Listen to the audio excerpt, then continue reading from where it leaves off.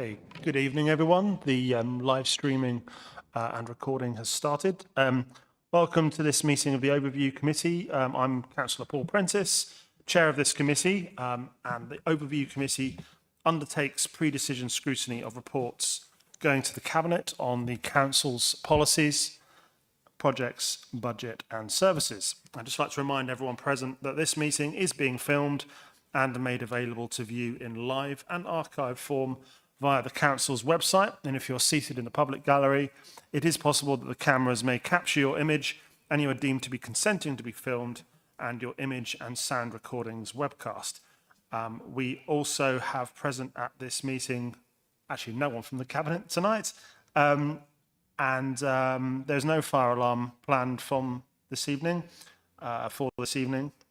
Should the alarm sound though, please leave via the nearest available emergency exit. Two of the closest exits are through the glass door behind you to my left, through the double doors onto the riverside behind you. Please muster at Cafe des Amis. Members of the public are welcome to make their own recordings of the meeting using whatever non-disruptive methods they think are suitable.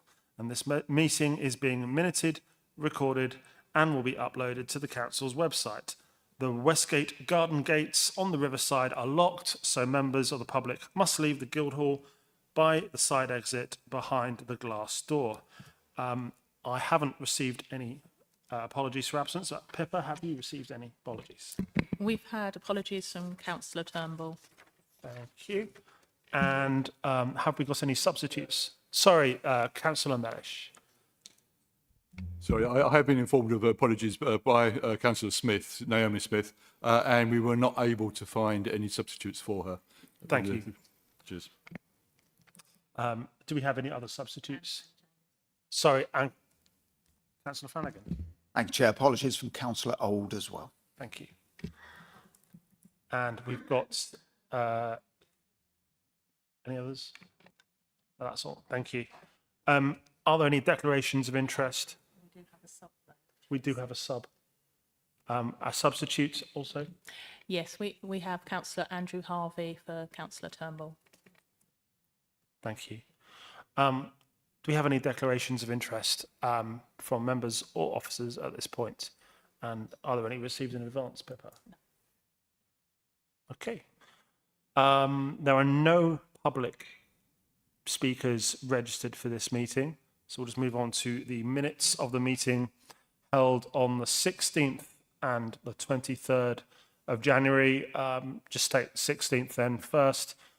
Can I take that those are agreed by general assent? Yep. And on the 23rd of January, do we have those agreed by general assent? Thank you very much. So we'll move straight into item 6, which is Park and Ride potential operational changes. It's on pages 13 to 22 of your packs. And we've got Richard Moore, Head of Transport and Environment, to make an introduction to that. So without further ado, I'll hand over to Richard to introduce his report. Thank you, Chair. Good evening, everyone. So, so obviously the purpose of this report is to consider a number of potential operational changes to the Park and Ride service. And the background to this, of course, was the reopening of the Sturry Road service in April last year, which was closed for 21 months. So since the reopening, we've been obviously monitoring usage, and we've reported usage quite regularly through various committees, most notably the Scrutiny Committee. And the table in paragraph 1.3 shows that usage. You'll notice that the trends fluctuate, seasonal fluctuations, peak on the lead up to Christmas, but there's also increases around about sort of September and springtime. So it fluctuates throughout the year. The trend is showing increased usage at all three sites, but usage at Sturry Road, although increasing, is still low. So as officers, we've been looking at to see where there are opportunities to reduce costs on the service. but also to ensure that the service continues to be seen by those users as a quality service, and of course is meeting our wider transport aims to encourage people to not travel into the city centre unless they need to or want to. So talking to our current operator, Stagecoach, we have identified three potential changes. The first of which would be to reduce the number of buses serving the Starry Road site from 3 to 2. We could also change the type of buses that serve Starry Road site, currently 2 single-deckers and 1 double-decker, and we could change those to, I've called them hopper buses, but if you look further into the report, you can actually see the type of buses. They're called an Optare Solo SR. And they're a small single-decker rather than what most people think of as a hopper bus. And the third change, if we go with that second change, that would free up 2 single-decker buses, and we could switch those onto the new Dover Road and Wincheap sites. So take away the double-decker buses at those 2 sites. So the main implications of those changes, first of all, obviously going from 3 to 2 does increase the frequency, reduce the frequency. And I should point out in paragraph 2.4, I have put increase the frequency. It's actually decreasing the frequency, but increasing the length of time. So it would increase the length of time that people might wait, currently around about 10 minutes to 15 minutes. So that would be an impact on users. The other thing is obviously the capacity, the number of people that could be accommodated on the buses would reduce. And if you look at, again, paragraph 2.5, the proposed hopper buses can still accommodate 47 passengers, where single-decker can accommodate 82 and double-decker just over 100. So there's a big difference in terms of the capacity. So to ensure that the service could still meet that current demand, we've done an exercise looking at arrival periods and departure periods at all 3 sites. All 3 sites are around about the same. Peak arrival, 11 a.m. till midday. Peak departure, 4 p.m. till 5 p.m. And approximately 20% of all users arrive and depart during those peak hours. So we've equated that back to vehicles, multiplied that by average number of passengers, and you can see there that in those peak hours, Starry Road can get about 72 passengers, New Dover Road 180, and Wincheap 144. So the number of buses between those peak hours at Starry Road would be 4, and the other 2 sites would still retain 7 buses.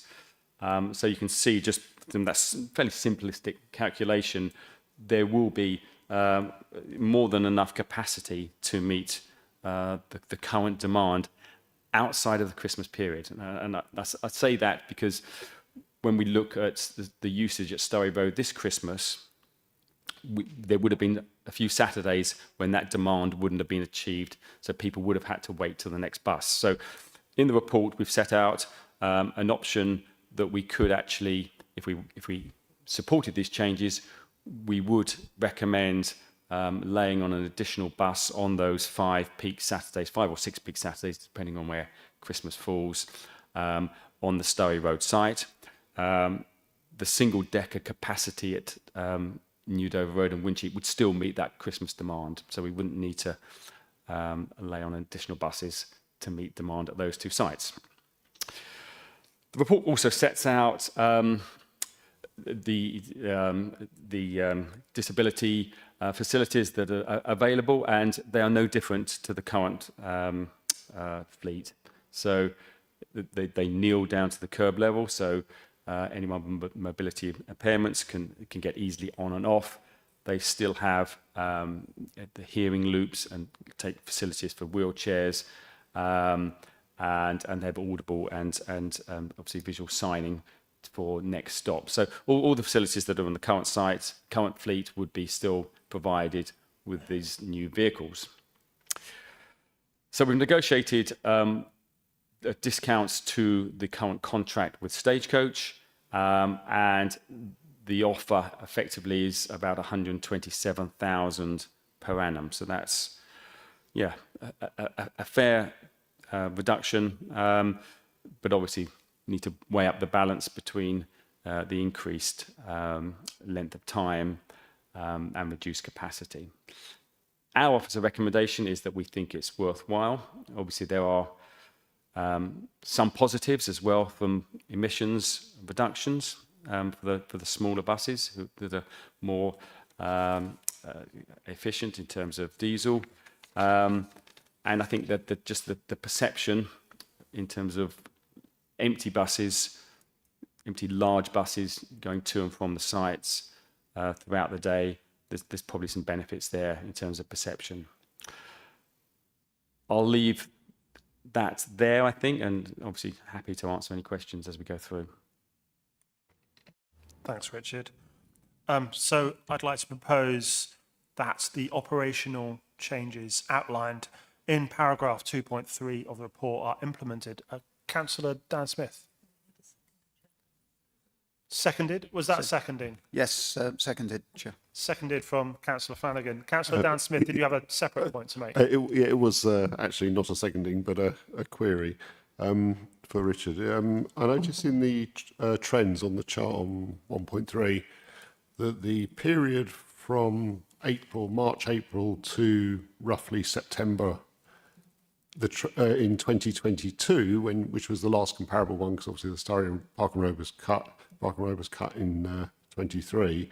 The trend is a sort of semi-upward trend, and the same trend happened again in 2024 during those months.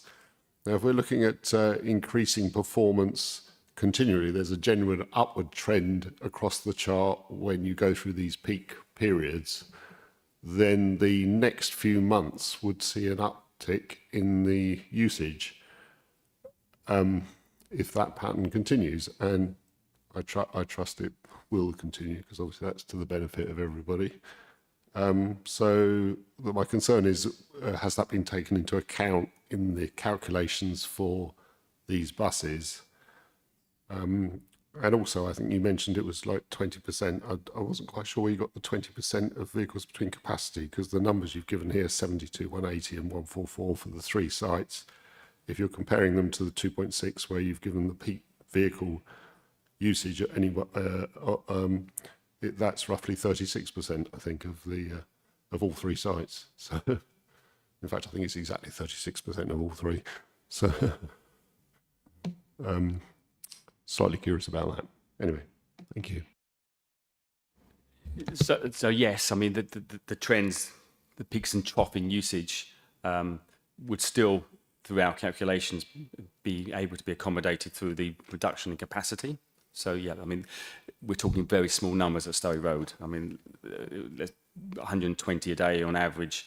So yeah, our peak hour percentages came from our ANPR data, so we're fairly confident with that 20% figure. I'm not sure, I didn't follow quite your 36% figure.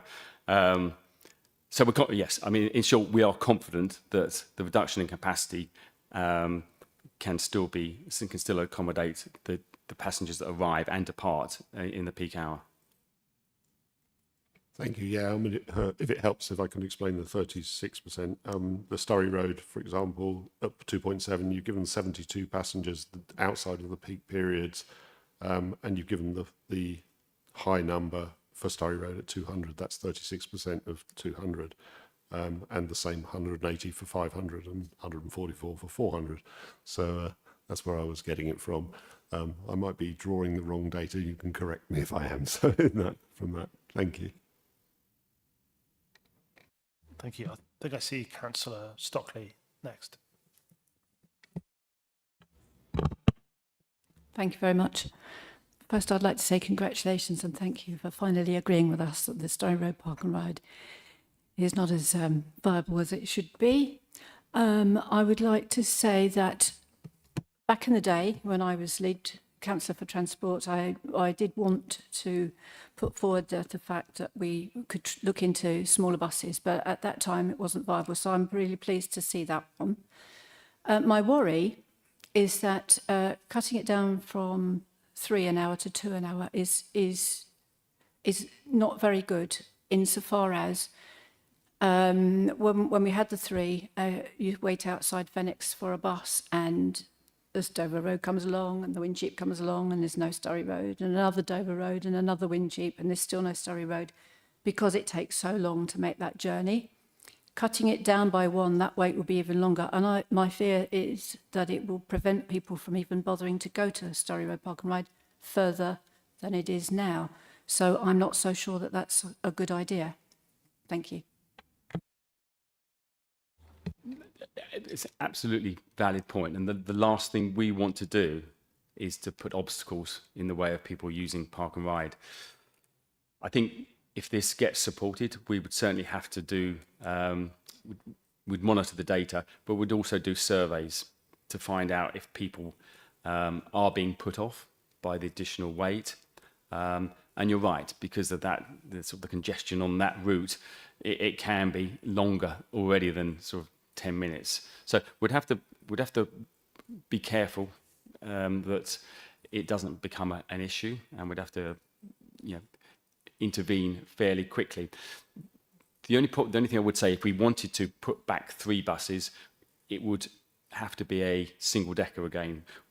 The reason we've managed to negotiate this for Stagecoach is because they happen to have 2 new or newish Optare Solos in their fleet. So that's an opportunity that we've sort of taken with them. So if we wanted a new hopper bus, they would have to buy one, and of course that then would become financially problematic, because buying a cost with only 3 years left to run on the contract, you'd have to sort of pay that back. So it wouldn't be financially viable. I suppose a long way of saying, I agree with you. We don't want to make it less attractive that then encourages people to switch modes back to driving. Yes, thank you. So from that, I take it that the hopper buses are already in operation and can be used for Park and Ride. We don't have to buy them. Thank you. I think I saw Councillor Mellish next. Councillor Stockey has kind of asked some similar questions, and I too appreciate and welcome the change in terms of the size of buses and so on. And you just said it may be a misnomenclature in terms of using the word hopper to describe the buses, the new buses being introduced. But that does raise the question about the trip from Surrey Park into town, to the bus garage. Because I think we discussed at this committee the idea perhaps there might be pickups at registered stops along that route, which again would obviously change the capacity and that might be used on that bus. Or was there an intention of actually being a direct, a speed route? Because I think using the term hopper, of course, is again a bit of a, as you say, misnomenclature, because hoppers are usually a bus that you hail and ride, as it were. Again, I think we discussed that here at one point. There was, given the short distance between the Surrey and the bus station, was there an opportunity for people who decide I don't want to walk the rest of it and put their hand out and bring the bus to a safe stop? So the route is set. We have to set the route with the traffic commissioners, and there are a number of stops en route that people can alight and board as foot passengers. One of them, I think, is near the Asda supermarket, and I think there's another one at Riverside. The foot passenger numbers are very, very small. They haven't been included in this data, but they won't sway the capacity issues. You're probably talking half a dozen a day. So it's not a hail route that you can just stop and go. It has to be it's a fixed route with a number of stops. So yeah, hope that answers your question. Thank you. Councillor Flanagan next, and then I'll take Councillor Butman. Thank you, Chair, and thank you, Richard and Bill, for tonight's report. I think overall, reading through the report, this is a sensible approach to take, and it's managing the situation, reacting to it, which I think is the best way forward. We should all remember that our aim, or the administration's aim, is a long-term bus-led strategy. Try and get more people to use the bus and bus journeys, and so to keep the park and ride there is a part of that long-term strategy. So I think reacting in this way supports that as well. I think it is a sensible way forward, the best outcome, changing the type of bus. We think on our estimates that the number of passengers will still be able to get on the bus and that we won't overstep capacity. And there is some money to be saved for the local taxpayer, I think, as well in the process. So that seems very sensible to me. Just a few questions. First of all, just following on from what Councillor Stockley asked a few moments ago, for Sturry Road, is it 2 buses per hour or is it 2 buses operating around the hour? Because there is a difference between the two. Because if the bus service is 15 minutes, then you're going to get 4 buses per hour. And I think we need to recognise that. It's not 2 buses per hour, it's 2 buses operating at 15-minute intervals. Yeah, so we just need to bear that in mind. That's number one.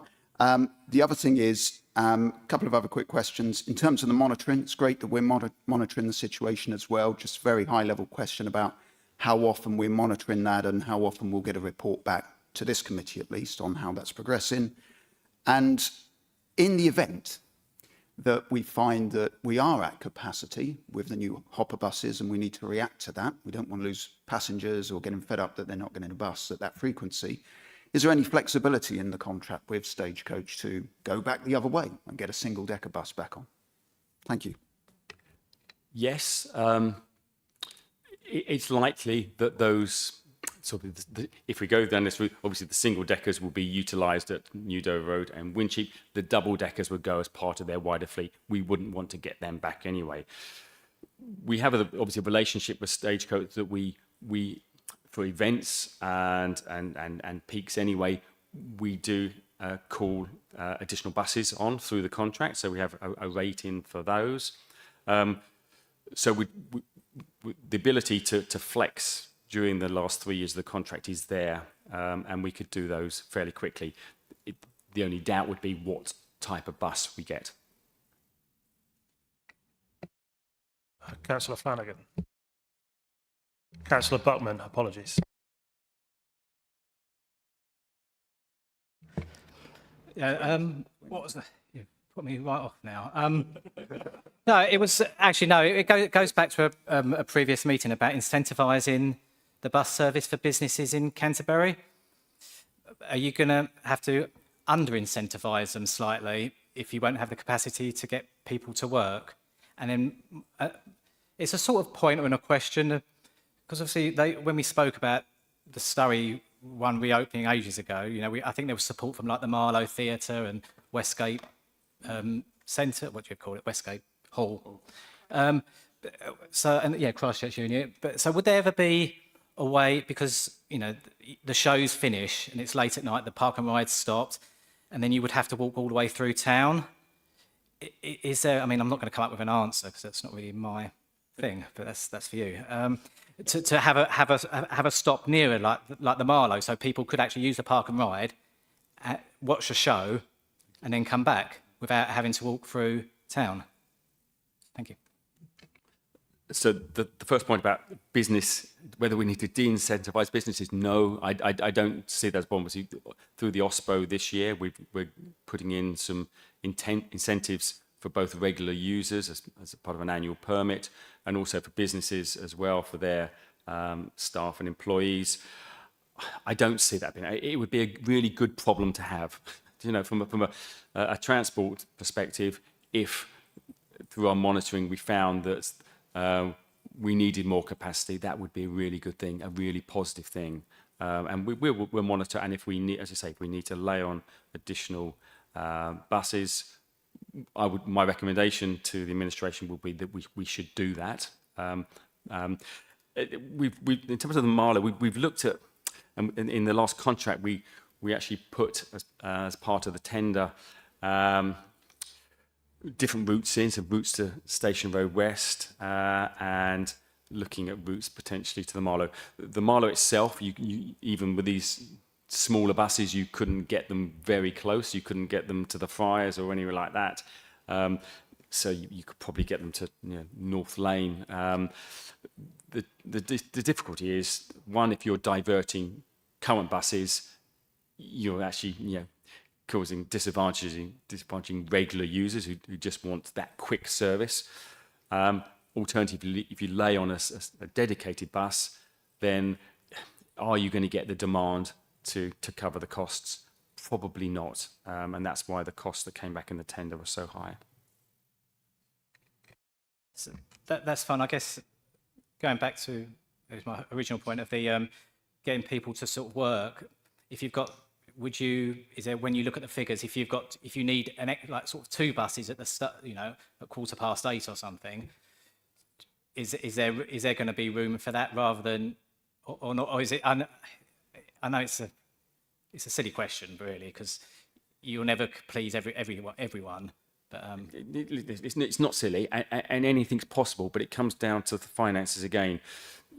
If you wanted another bus just for certain periods during the day, you're probably having to pay for a bus for a minimum period of a half a day, and then you've got a driver. You've got to find a driver they're the costs. I mean, the you obviously fuel and maintenance costs, but your vehicle costs and your labour costs.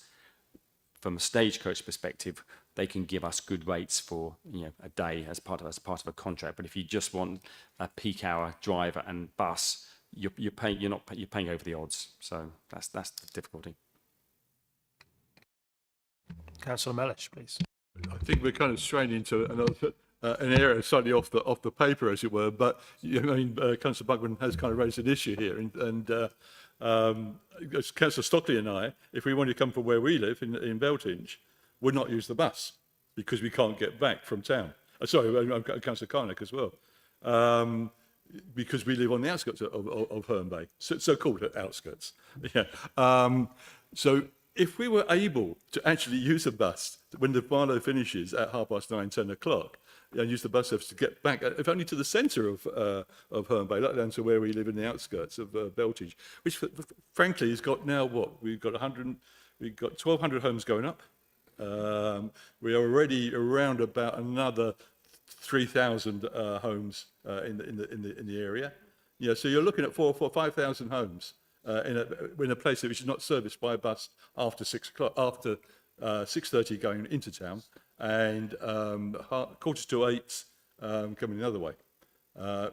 So what I'm trying to say is you can create a market, and all of this, I think Councillor Buckman's going to touched on it as well. You can create that market, and we need to be flexible. So if we can create the market, we can actually extend the bus service, because it then starts to make it worthwhile for Stagecoach until the time that we take it over and it becomes Council Wren.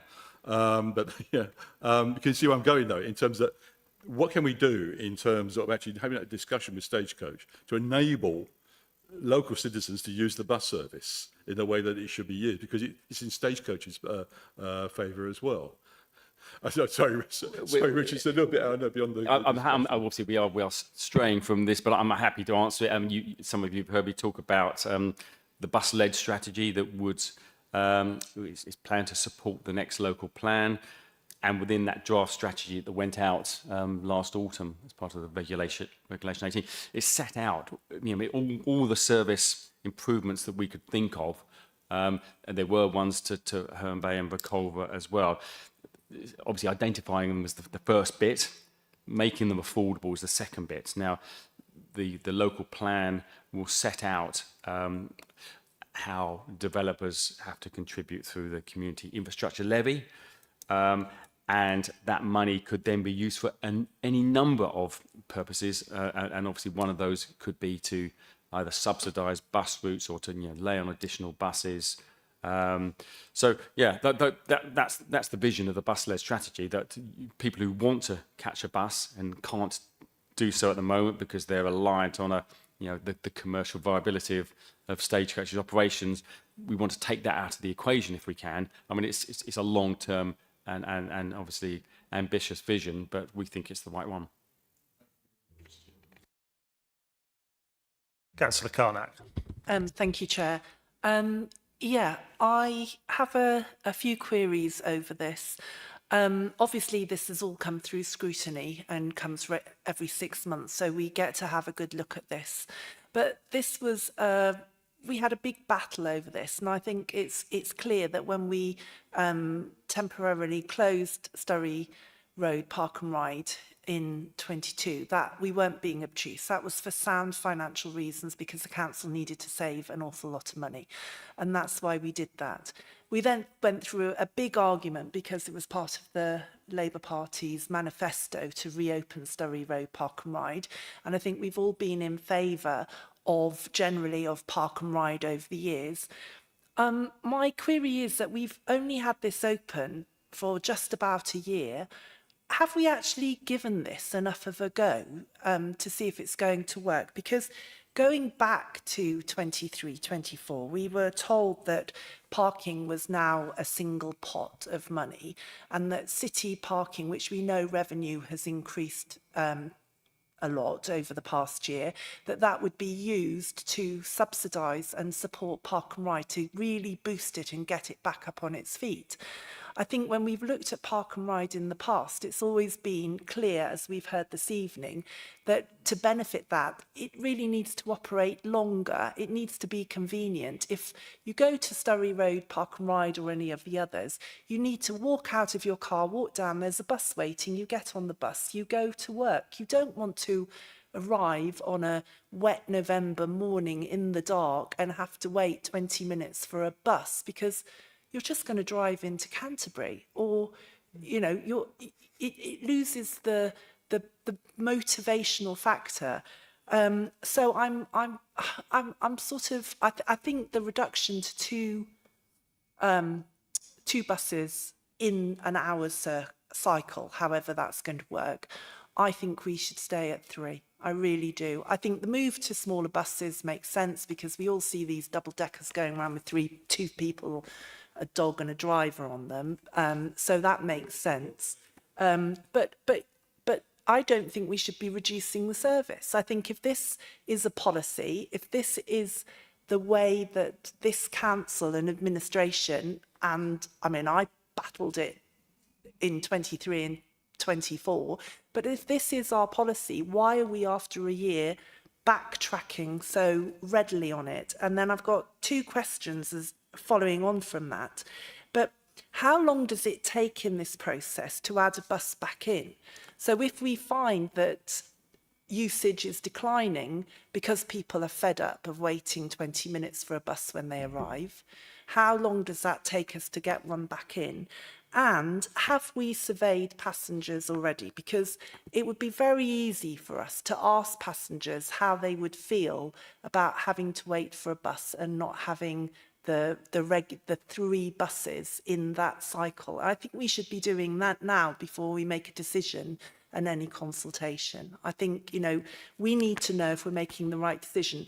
My concern is that we'll be looking at this in a year's time and cutting it to 1 bus an hour or having to do more or looking at closing it. And if we have a bus first policy and we know that in our local plan, we need to have people not parking in the city, we need to be doing as much as we can to support Park and Ride and using that revenue as was stated in the budget in 24 and in that policy to really improve. I'm the first person to want to save money for taxpayers, which is why, you know, I'm not happy about £500,000 being used to subsidise this. But if it's a policy and if it's going to work, then we need to make it work and we shouldn't be giving up after 11 months. Thank you. I think there was only one question in which it was how quickly we can get a bus. I said to Councillor Flanagan, the relationship we got with Stagecoach is that they always have to have spare buses anyway because they have lots of some breakdowns, and so they have to have buses in their depot that can fill in while vehicles are either out of action. So they do have buses that they can call on, and we would be able to again vary the contract to get another bus back into service within, listen, I'm speculating about within, you know, a month or so. So fairly quickly we could react if we wanted to. The only uncertainty was what type of bus that would be. It wouldn't probably be a liveried bus that is the current standard that we've got on our park and ride service, which are really high quality buses. So that would be, I guess, the danger. We could certainly, in terms of laying an additional bus to again increase that frequency, we could do that quickly. How long it?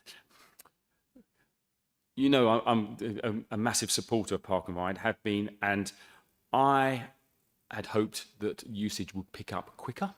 I mean, the trends are showing an upward line, but usage is still low. So I think I absolutely agree with you that the reduced size of bus is appropriate. Whether it's a step too far from 3 to 2, I think I'll leave that open for others, I think. Can I just quickly add into that, Chair? If we wanted to add one bus back in quite quickly, because we saw that people, you know, were having to hang about, does that have to come all back through this process, or can we ask Cabinet to look at some sort of amendment that they have delegated power to the Cabinet member and to the officer, that they could add that back in if needed? Because otherwise I think we could be waiting months for it all to come back through this process. Yeah, I think actually what you're getting at there, Councillor Carnac, is particularly if there's a cost implication that means that we have to come back to this committee to ask or permission essentially, or for that to go through Cabinet. I think that's probably where we always there's delegate. The reason we've come for pre-scrutiny decision here is because it is effectively a service reduction. So I think it's right that everyone should consider that. To increase it again, the big constraint would be whether it's within budget. So if it's within budget, it can be a delegated decision. Thank you. And then my other question was about whether we've surveyed existing passengers. We haven't. We've done a number of surveys through the scrutiny route. We haven't. I mean, there's the 200 odd passengers. If you ask them, are you happy with the reduction? They're going to say no, aren't they? I think it's us as officers and you as decision makers to weigh up whether the benefits outweigh those disadvantages. Councillor Mackenzie. Okay, thank you, Chair. So in 2019, this council declared the climate emergency, and we are objectively in a climate emergency. So it is very welcome that this proposal would cut 184 kilograms of carbon dioxide per day, while maintaining much more than enough capacity for passengers. And it is also welcome, that it would save 126,943 of taxpayers' money. So I'm just wondering, with these benefits, is there any wiggle room that we could go further with that here to cut more carbon dioxide and to save more of the taxpayers' money and get more of these benefits from these proposals? I can't think of anything at the top of my head. Obviously, we within the next contract, we're talking 3 years away, there would be massive opportunities if we wanted to decarbonise the fleet at obviously a premium. The buses are diesel, but they're the Euro 6 most energy efficient diesel buses you can get. The smaller hopper buses are more fuel efficient. So, I mean, if you reduce the size of all the fleet to smaller buses, you would have carbon savings, but then you'd obviously get into problems with capacity. So I think it's about right at the moment. Councillor Dan Smith. Thank you very much, Chair. Yeah, I think I find myself slightly unusually in agreement with Councillor Carnac in the frequency of buses seems to be a bit too soon. So given the trend period, which I mentioned earlier, is that it tends to increase in the sort of April to October period, and it's done that periodically through the chart, which obviously a large chunk of your chart covers the COVID period, so it would have been lower there anyway than it would normally have been. The potential for growth in these periods of time is actually quite large. So working hard on advertising them and pushing that potential in that period seems to me a better way to go forward. Obviously, there is an overcapacity at the moment, and so the smaller buses, I don't see a problem with that, but the frequency of buses, cutting them down from 3 to 2, that I'm not so keen on. So I don't know. Hear what anyone else has to say on that. Thank you.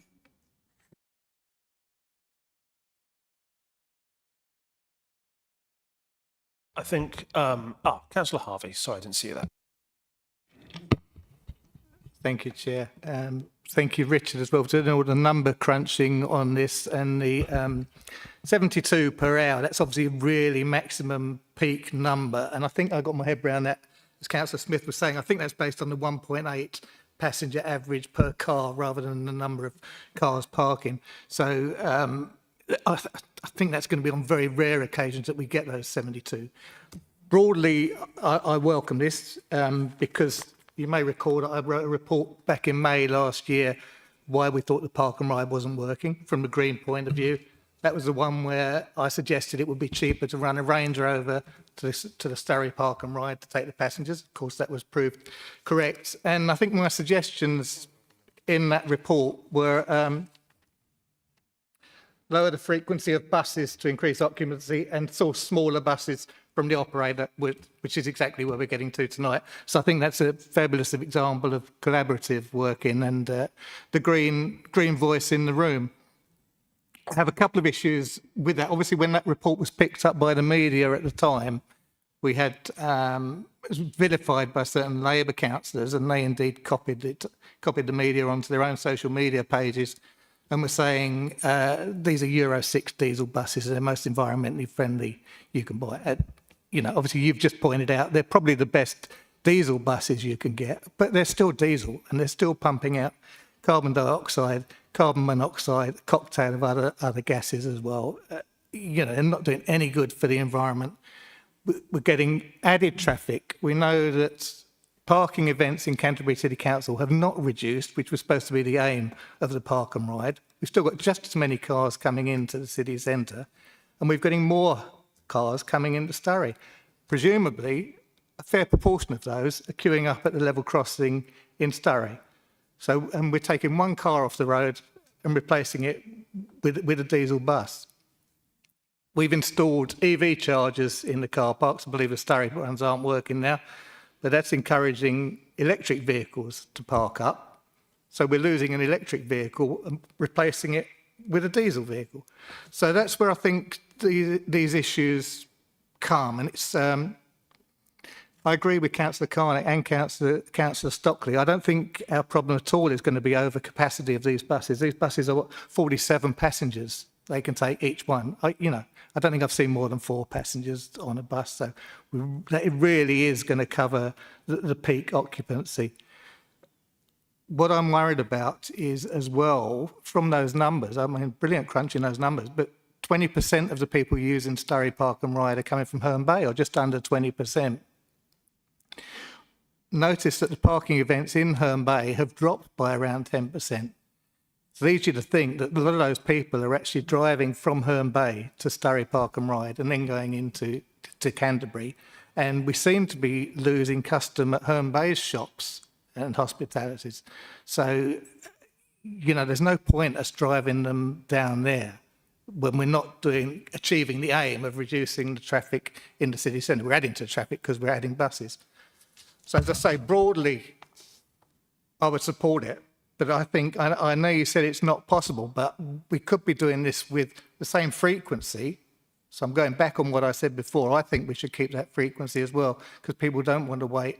I think we should have the 3 buses that we've got now, but they can be much smaller. They don't have to be 47-seater. We need to be doing an 18-seater electric minibus would do the job, and that would cover your peak capacity of 72. And that's the line I really think we should be looking at. So I support the proposals, but with changes. I should probably just clarify in the paper that we're not talking with these hopper buses, we're talking about the total capacity being 47. So 28 seated, 19 standing. And I think one of the key things is that people do expect a seat. So we're not necessarily talking about 47 people seated. And I just thought I'd clarify that point. But Richard, was there anything else you wanted to come back on there? Or answer? No, I mean, this is the option we've got on the table. I mean, until we get to a new contract and start thinking about a new fleet and how an operator might pay for that over the term of the contract, we're not in a position to go to Stagecoach and say we want an electric minibus. I mean, they'd have to buy one, and then, as I said, you've got 3 years to pay the cost of a bus, which we just haven't got the finances for. So this is the option on the table. I think that if you want to tweak it and you want to keep a third bus, that's entirely possible. But changing bus fleet is not an option. Harvey, was that just a Could I just supplementary? come back on that briefly? Yeah, I mean, that's why I was suggesting 18-seater minibuses, so that they would all be seated with one wheelchair space as well. But obviously, when the Park and Ride was closed, the contract with Stagecoach was nullified at that point or put on hold. I don't know how that worked, but is there not an option for us going to another provider and do the same thing? Say to Stagecoach, we don't need you anymore. Find someone who does provide electric buses. To break the contract. We'd have to break the contract if we wanted to do that. And we've got a good relationship with Stagecoach, and going forward, I mean, we're talking about the bus-led strategy. We're going to want to work with them and any other operator, but I mean they're the biggest operator around, so we don't want to start defaulting on contracts with them. Brady, thank you.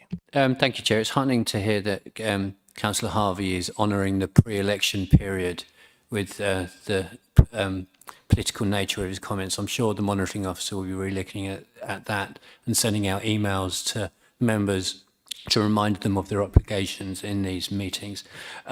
It's quite heartening to hear that there is general support and that we are being quite agile and we're looking and we're monitoring this.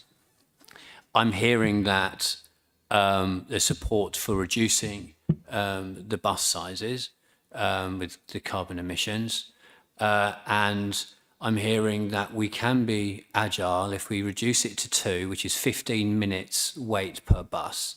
I've heard conflicting numbers, but I think in the paper it's 15 minutes per bus. And if we do see a drop, which you're saying you're monitoring, then we're able to bring a third bus in to be able to get in front of that reasonably quickly. So I don't see any issues here. We've mentioned that from every political side that we wanted to see monitoring of this and to be able to adapt it for need and then to scale when necessary.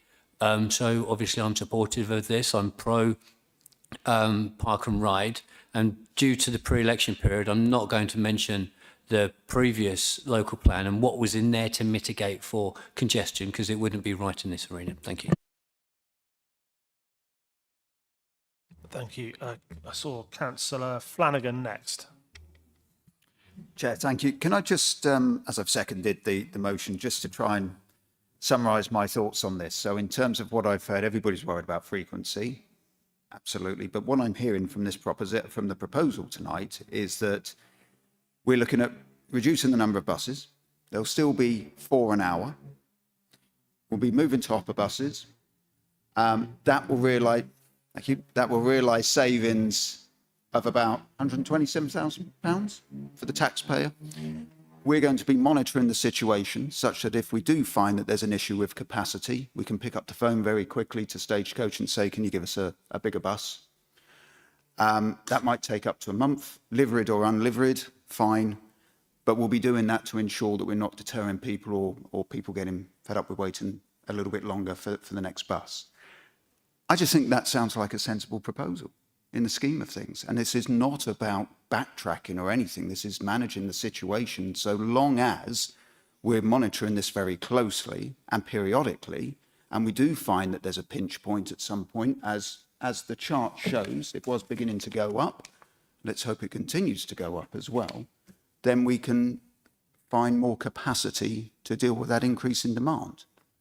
So that, I'm failing to see what the issue is there. The only other request I would add is if we continue to market Surrey Road Park and Ride to help us increase the numbers there as well. I know we've been doing that. If we continue to do that and monitor the situation very well, then we've got the flexibility to respond to any increase in demand. But at the moment, the passengers will be waiting not 10 minutes for a bus, but 15 minutes. We don't want them waiting much longer than that, of course. Of course we don't. But to manage the situation, I think that's a sensible proposal. Thank you. So Councillor Buckman next. Thank you.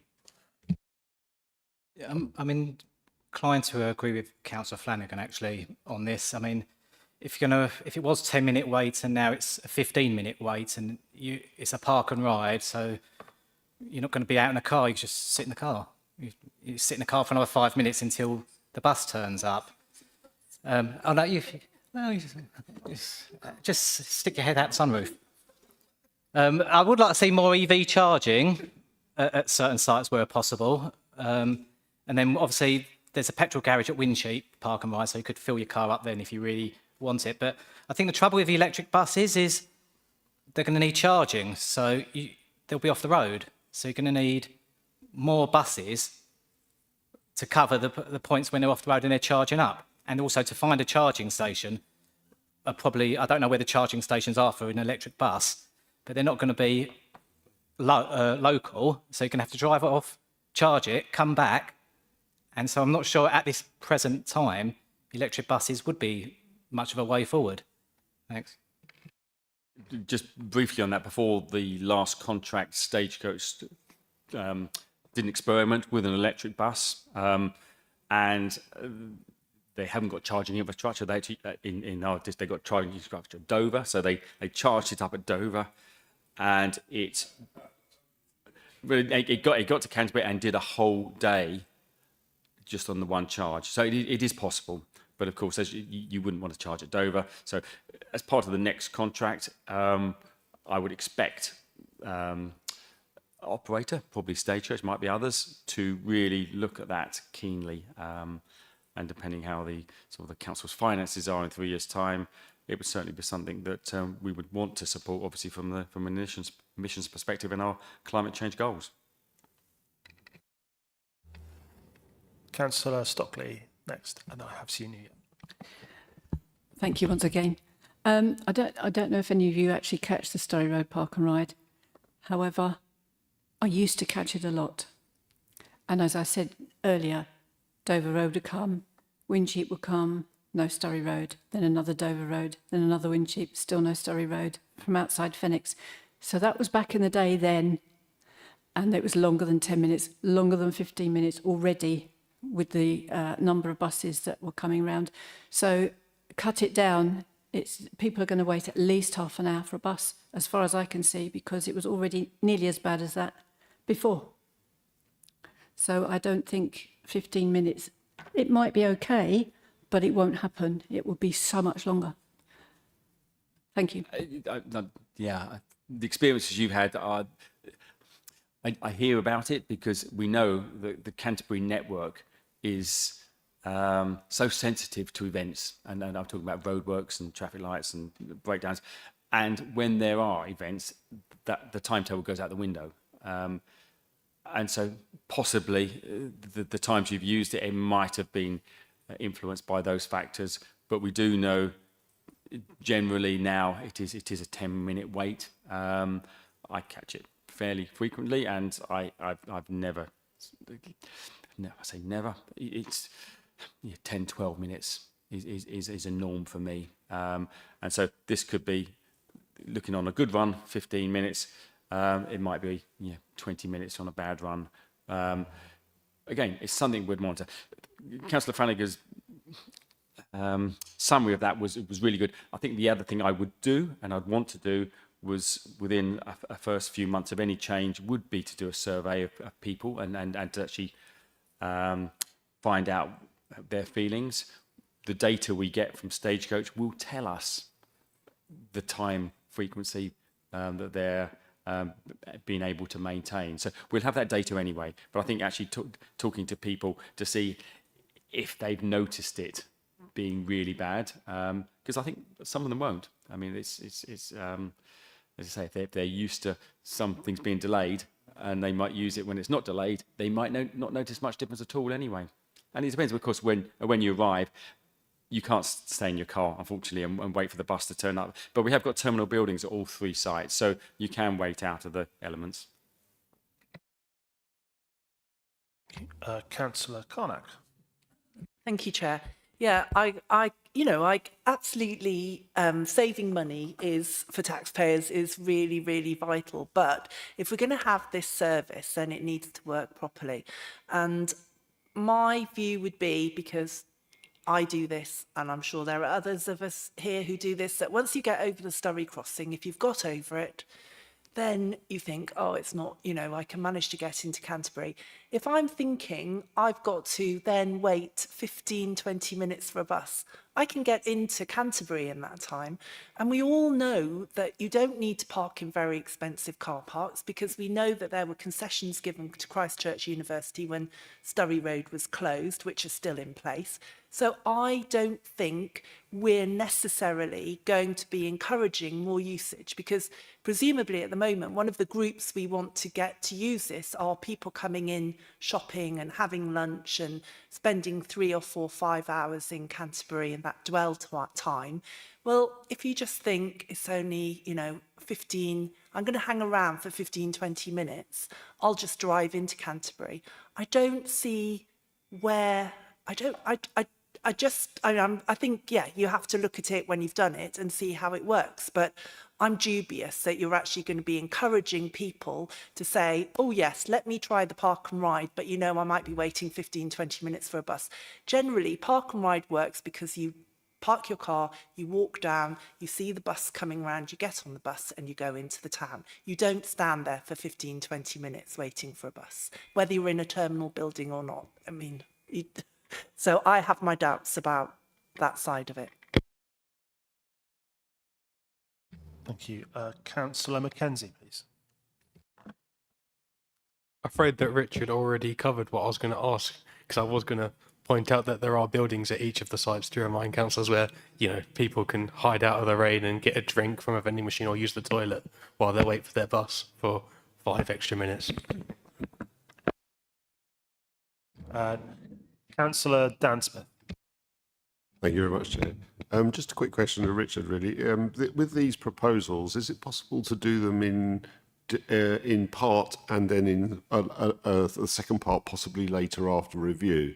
Because if you were to take the smaller buses in now, but keep the frequency up and then review that after the summer when we see on this chart the trends through the period from April to October is an increasing trend. So you'd have a better idea, given that we've come out of COVID fully now, and we're building on the 2024 figures, that we'd actually see what it would look like and what that growth is in that period with the smaller buses at 3 capacity rather than reducing it. So if it's possible to do that with this kind of part now, part later structure on what's on the proposal, it would be helpful. Thanks. Yeah, absolutely possible. We'd obviously have to go back to Stagecoach and renegotiate the saving, and then I would have to obviously present that to Cabinet as an option. But if that was the recommendation of this committee, I might even be able to get those alternative figures to Cabinet. Obviously, the 23rd of April, I think we're due. So that's an option. I mean, you can do it either way. I think the recommendation here is we obviously go full out and reduce the size of the buses and the number, but you could do it the other way if that's what the committee wanted. Thank you. I think we're sort of summarising the debate now. I think most people who have wanted to speak have already spoken, and it's been a very healthy and full debate. So thank you everyone for that.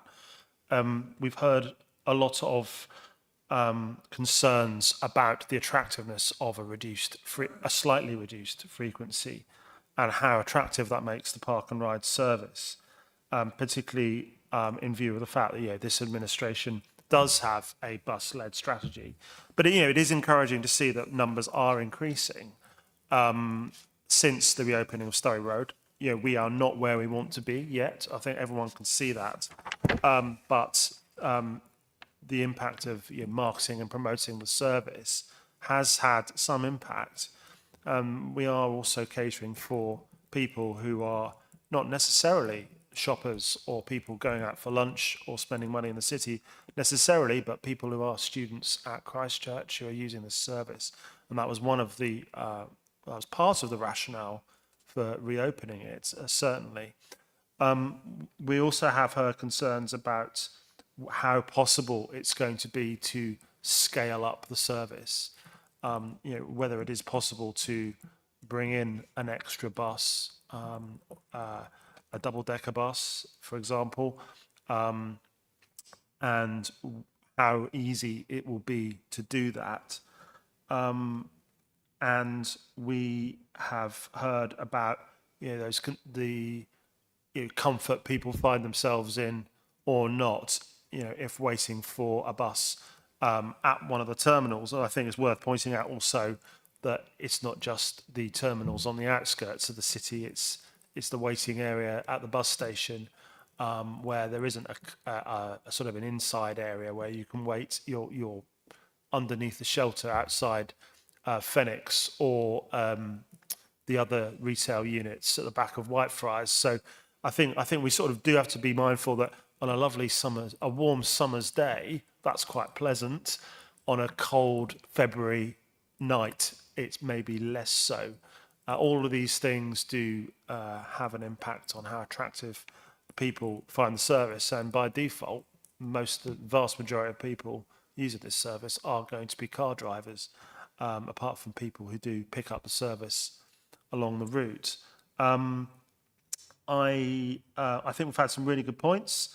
I'm going to suggest, actually, I'm going to make one suggestion, bearing in mind that we haven't had figures for a full year of Surrey Road being open, and that we might suggest to Cabinet that these changes might be delayed while we see the impact of the summer season. But otherwise, I'm happy to sort of take nods and murmurs of approval if people think that's a good idea or not, or if that's something we just want to put in the minutes. But I'll happily let Richard come back. But I was going to suggest also that we take each point under 2.3, each of the proposals in turn, and we vote on all three of those in turn, so that there's a clear view that goes to Cabinet. And I think, bearing in mind the views we've heard tonight, I think that'd be quite a sensible move. I'm seeing nods, so I'm going to suggest that's what we do. But Richard, I think, wants to come back. So I'm not suggesting this is a one and only offer, but Stagecoach have these hopper buses, which they have said they could make available to us now. If we decide we don't want to use them now, and we might want to use them in the autumn, they may not be there. So we should bear that in mind when making our decision and recommending to Cabinet as a useful bit of information. Use these buses now or forever hold your peace. Councillor Harvey. Yes, sorry, could we just be clear on that they have these hopper buses? Do they have 3 hopper buses? So they don't have 3 hopper buses. The offer's just 2, Councillor Harvey.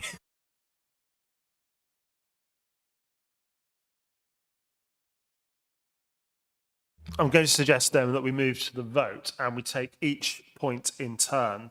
So on page 15, under 2.3, so I'll just read out the proposal that we're voting on, but I'll break it down. So working with the current operator, Stagecoach, the potential changes have been identified. A, reduce the number of buses serving the Surrey Road site from 3 to 2. And I think that the alternative to that would be to just keep it at 3. So if we would vote on that individual recommendation. The second one, B, being change the type of buses serving the Surrey Road site, currently 1 double-decker and 2 single-deckers, to hopper buses, the Optare Solo types that you see in the paper. And the third one, C, replace the double-decker buses serving the New Dover Road and Wincheap sites, 1 per site, to single-decker.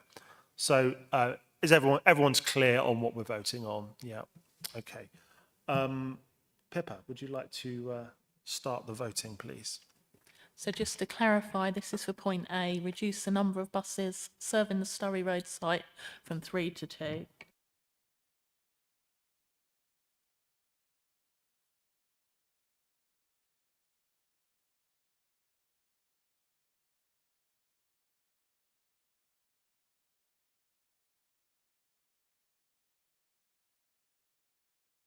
That's tied. And that's level. That's 5 for, 5 against, and 1 abstention.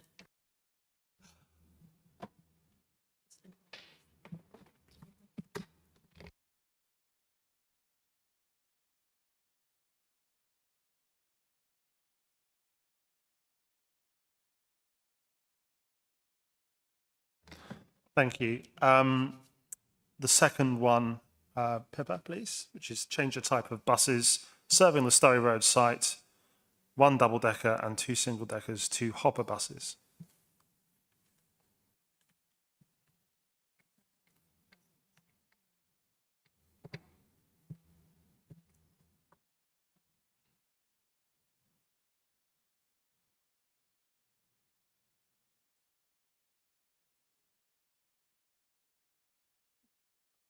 Did you want to run that one again? Or is that all right? We're going to run that. I think we're going to run that one again because I think there was more than 3 of us voted. So It came up on the screen that the vote was completed, but it wasn't. So we're just going to take that one again.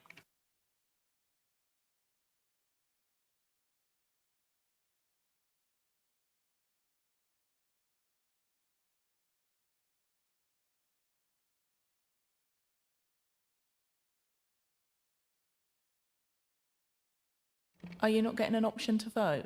I've not had anything through. Right, we have had some people that have voted, it's saying. Is that not, that's not worked? Okay, if you just give me a second, I'll get an electronic, a roll call up. Just 1 moment.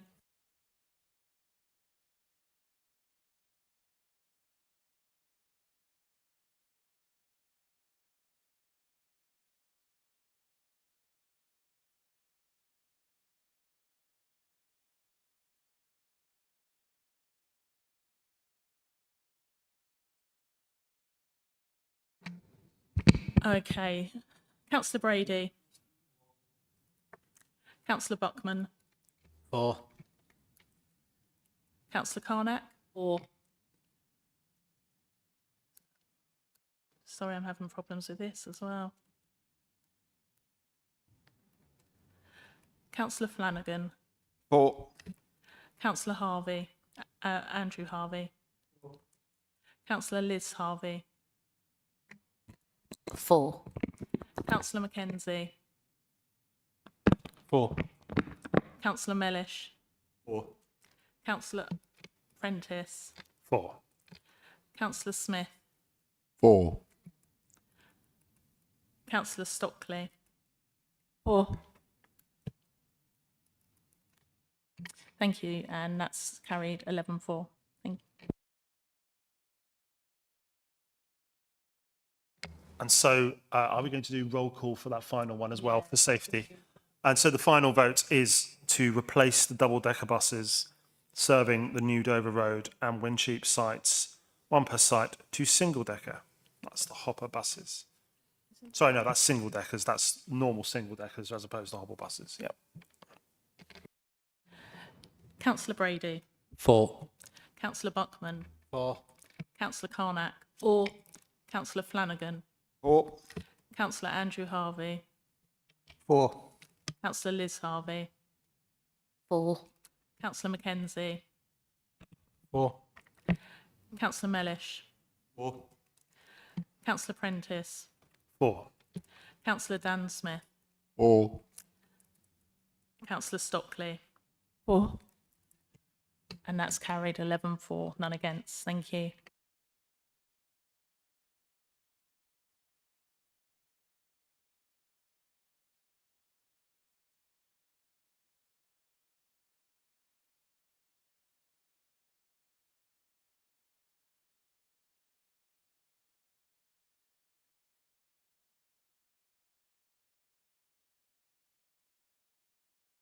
So I think it's just worth clarifying that on the first point, the first item we voted on, which was reduce the number of buses serving a Surrey Road site from 3 to 2, we're not making a recommendation to Cabinet because obviously the vote was divided equally with one abstention. So that's not a recommendation, but that obviously gets reflected in the minutes and is clearly stated to Cabinet. Councillor Flanagan. Thanks, Chair. I was going to ask the same question just to confirm and clarify that. But can I therefore confirm that although that's not going to go forward as a recommendation, the committee has said to change to hopper buses, but there's only 2 available? I think it's There's a bit of an it is a slight inconsistency there. dilemma because obviously the buses are available as 2, but yet obviously the committee's voted in a certain way, which doesn't necessarily correspond with that. So I think that's Okay. that point is made. Councillor Brady. Yeah, just to clarify, we're just advisory. This goes to Cabinet and they make the ultimate decision. Thank you. I mean, ultimately it goes to the Cabinet. And does this go to full council? No, it's Cabinet has the authority to make this decision because it's quite operational. So, yeah.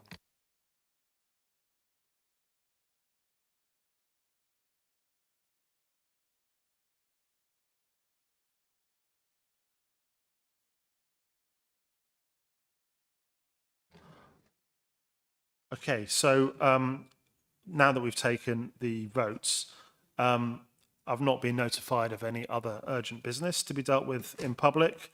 So there's no business under that item. No need to exclude the press and public. And any other urgent business, there is none. So with that, I think we meet again in April or May. May the 22nd.